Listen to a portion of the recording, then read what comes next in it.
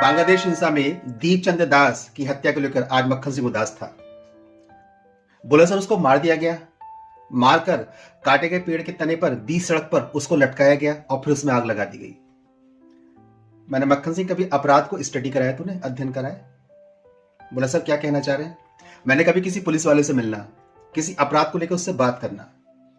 2 हत्याएं होती हैं।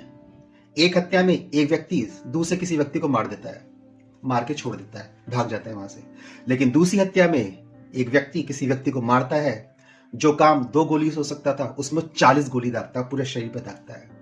वो संकेत बता रहा था कि मारना मेरा उद्देश्य नहीं था, मैं उसे तड़पा तड़पा के मारना था। यानी कि उसकी मानसिकता समझिए आप, वो क्या कहना चाह रहा है। तो जो काम तो गोली में हो सकता है, मक्खन सिंह उसके लिए 40 गोली क्यों वेस्ट करी गई? तो जो काम साधारण रूप से मार के हो सकता था, उसको मारा गया भीड़ तंत्र के द्वारा, फिर उसको लटकाया गया, दिखाया गया कि देखो हमने मार दिया और हम तुमको ऐसे ही फूंक देंगे। यह प्रश्न केवल साधारण हत्या के विषय में नहीं था, यह प्रश्न अस्तित्व पर चोट करने का था। क्योंकि ग्रेटर बांग्लादेश बनाना है और ग्रेटर बांग्लादेश में हिंदुओं का कोई स्थान नहीं होगा। यही तो होता आ रहा है। भारत जब जब बटा है इसी प्रकार से तो बटा है। तो जनसंख्या बल अपने आप में काम करता है।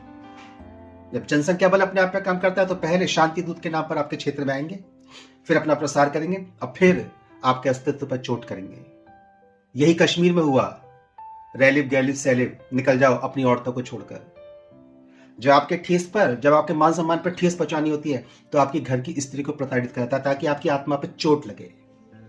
यही चोट मारी गई, ये संकेत दिया गया है। क्षमा चाहता हूं कि छोड़ दीजिए बांग्लादेश, निकल जाइए यहां से, तभी हम ग्रेटर बांग्लादेश बनाएंगे। अफगानिस्तान बन गया, पाकिस्तान बन गया, अब ग्रेटर बांग्लादेश की बारी है, जिसे पूरे बंगाल को और नॉर्थ ईस्ट को समेटा जाएगा। ये अस्तित्व का प्रश्न था और इतिहास सदैव शक्तिशाली लोगों का इतिहास लिखता है, कमजोर नपुंसक हिजड़ों लोगों का इतिहास नहीं लिखता है। और भारत में जो पीपी बजाई जाती है ना शांति दूतों के नाम पर, इन लोगों से, इन हिजड़े नपुंसक हिंदुओं से हमको सबसे अधिक संकट है।